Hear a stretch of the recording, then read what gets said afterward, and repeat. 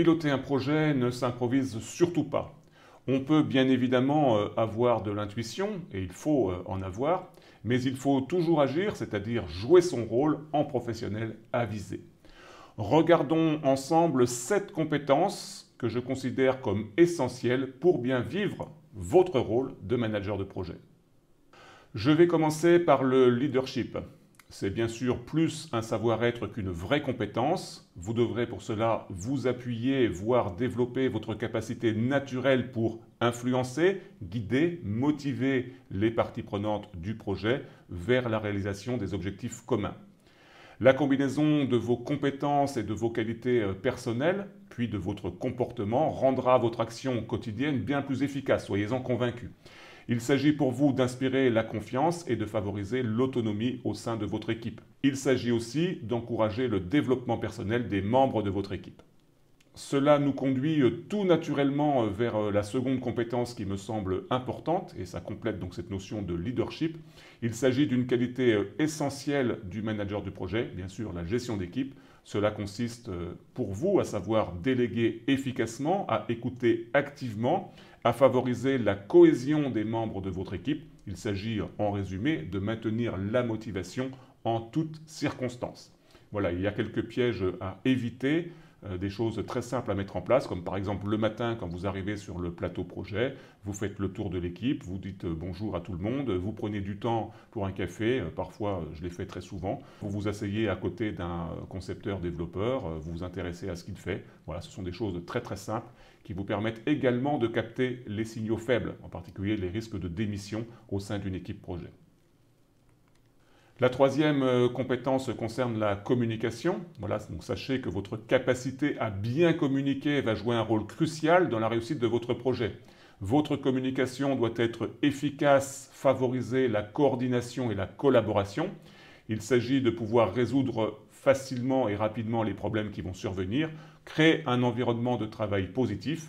Si vous intervenez auprès d'un client, cela va aussi inspirer de la confiance. À titre personnel, je vais peut-être mettre cette compétence à développer au premier rang. Ce point est particulièrement important, la gestion financière. Vous devez garantir la performance économique de votre projet. Par exemple, dès l'avant-projet, vous serez peut-être sollicité pour élaborer un budget réaliste en collaboration avec d'autres parties prenantes, des architectes par exemple. Ensuite, au cours du projet, vous devrez suivre les dépenses, ajuster les prévisions de coûts par rapport à l'estimation initiale. Il s'agira pour vous de maîtriser le reste à faire. Vos rapports financiers devront être exacts et transparents. Alors bien sûr, vous devrez aimer les tableaux Excel, manipuler des chiffres, afin de prendre du plaisir pour cette activité importante.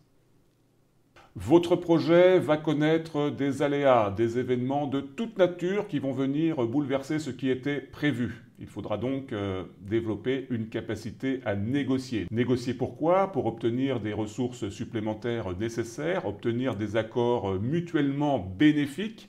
Vous devrez savoir bien sûr quand et comment négocier et avec quel mandat.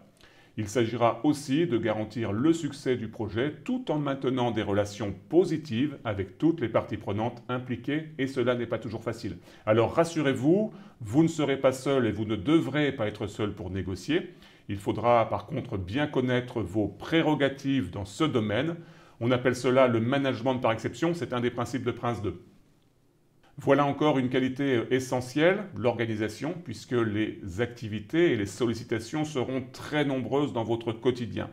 Votre capacité à bien vous organiser vous permettra de bien respecter les échéances, de réagir rapidement aux événements imprévus et de maintenir une documentation claire, précise et accessible aux parties prenantes tout au long du projet. Parlons maintenant de l'analyse et de la résolution des problèmes. Vos connaissances des meilleures pratiques en gestion de projet, je l'espère grâce à cette formation, et votre expérience vous permettront d'identifier rapidement les obstacles potentiels à la réussite de votre projet. Avec votre sens critique que vous aurez su développer, votre créativité, aussi votre intuition, vous parviendrez alors à élaborer des solutions efficaces que vous mettrez en œuvre avec votre équipe de façon à pouvoir résoudre tous les problèmes qui vont survenir. Voilà, vous avez ici le résumé des 7 compétences et savoir-être qui me semblent essentiels pour pouvoir bien réussir votre activité de pilote de projet, de manager de projet. Alors évidemment, il existe des formations spécialisées pour pouvoir développer tout ou partie des sujets qui sont évoqués ici.